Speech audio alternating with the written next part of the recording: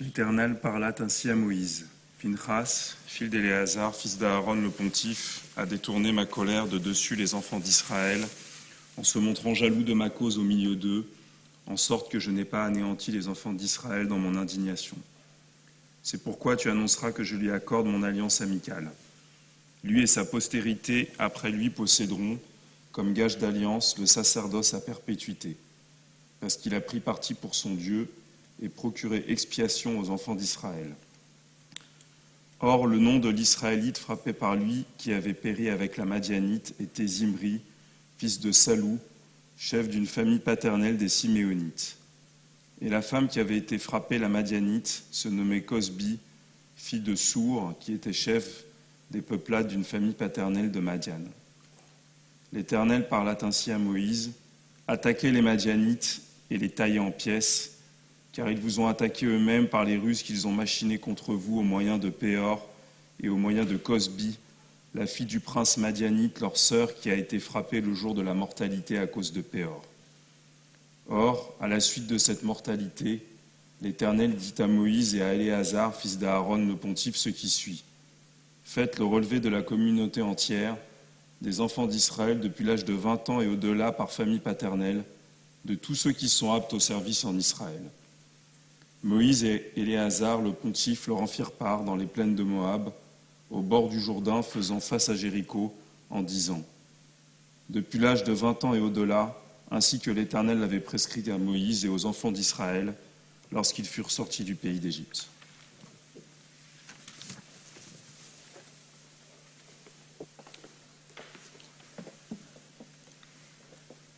Shabbat Shalom.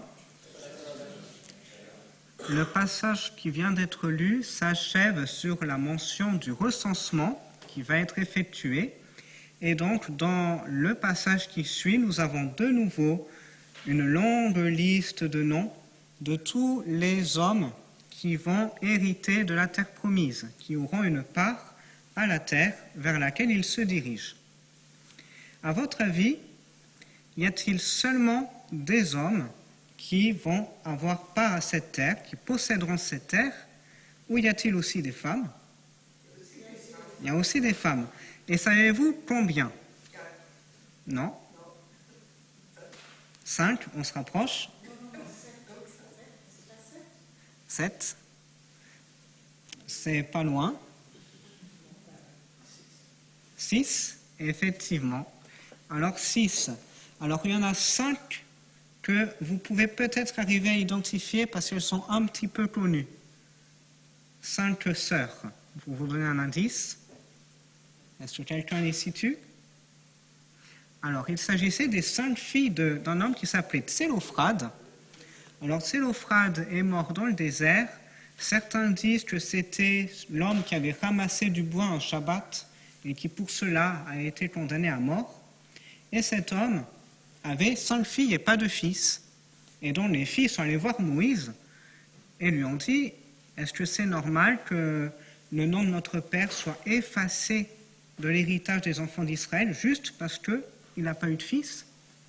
Moïse est allé voir l'Éternel qui a été d'accord pour que les 5 filles de Tsélophrade aient donc un héritage dans la terre promise. Et d'ailleurs, leur cas a fait jurisprudence et on a décidé que dans la suite, à chaque fois qu'un homme n'aurait pas de fils, eh bien ce serait sa fille ou ses filles qui hériteraient de la terre.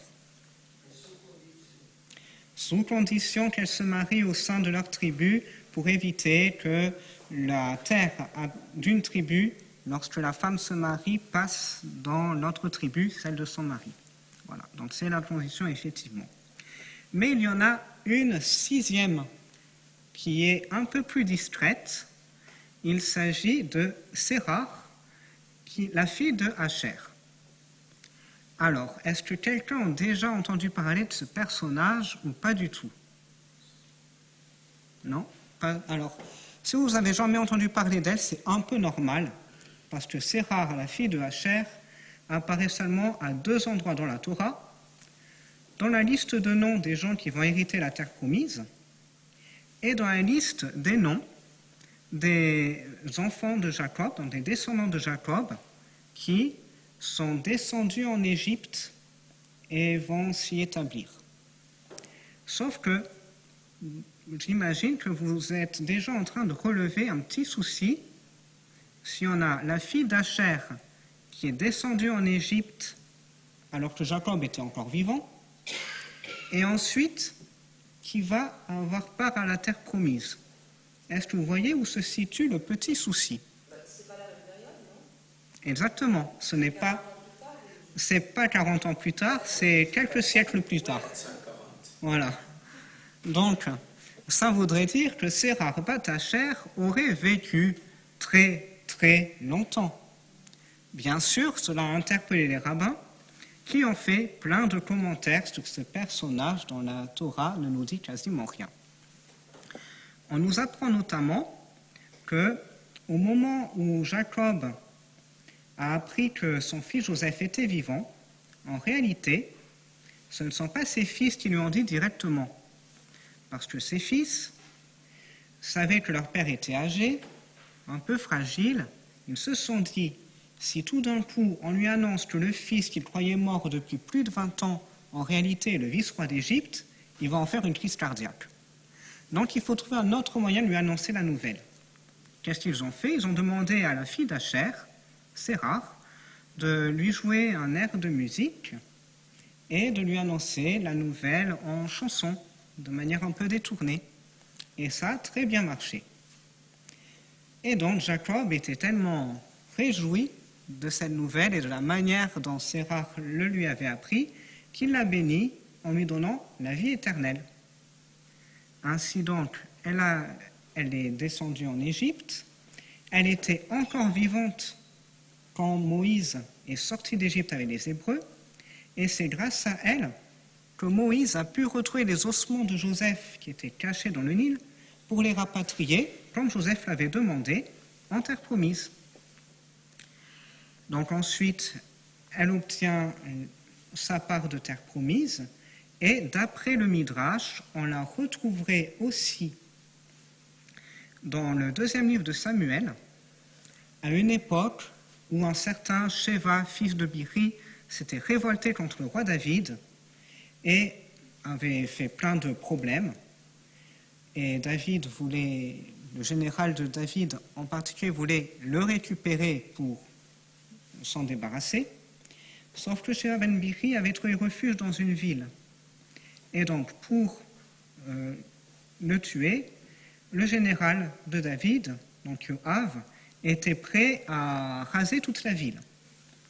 Et donc, une femme sage serait montée sur les remparts et aurait parlé à Yoav en lui disant « Écoute, pourquoi veux-tu tous nous tuer? Nous, on n'a rien contre David. » Et donc, elle lui a en fait livré Sheva ben Biri et ainsi a sauvé sa ville. Et le Midrash raconte que cette femme sage aurait été, du coup, Serach, la fille d'Acher, qui était encore vivante, du coup, à l'époque du roi David. Et ensuite, on nous dit qu'elle est montée vivante directement au Gan Eden, donc l'ange de la mort n'aurait jamais eu de prise sur elle. Bien sûr, vous voyez bien que tous ces midrash, tous ces récits ont fait une légende à partir de ce personnage, qui ne sont pas forcément à prendre au premier degré, mais justement, ce qui semble assez constant avec ce personnage, c'est la représentation de l'espoir, où finalement elle ravive l'espoir de Jacob de revoir son fils Joseph en vie. Elle permet de concrétiser l'espoir de Joseph, qui était qu'un jour, il revienne, même à titre posthume, en terre promise, dans la terre qu'il a vu naître, qu'il avait dû quitter malgré lui, quand il avait été vendu par ses frères en Égypte. Ensuite, finalement, elle sauve toute une ville, donc elle représente aussi l'espoir des habitants d'être sauvés d'un destin funeste. Et finalement, ce personnage très discret pourrait représenter l'espoir qui, lui, ne meurt pas, qu'il est important de garder vivant dans notre cœur, même si parfois il est très ténu, même si c'est une toute petite flamme un peu cachée, comme ce personnage, et discret. Et peut-être aussi que ce personnage peut nous enseigner que si on prend la peine de lire toutes les généalogies de la Torah, qui ne sont pas toujours les passages les plus passionnants, eh bien peut-être au détour des commentaires, on peut trouver plein de choses intéressantes qu'on n'aurait pas soupçonnées, et donc tout est intéressant dans la Torah, même ce qui peut paraître parfois un peu rébarbatif à première vue. Et sur ce, Shabbat Shalom.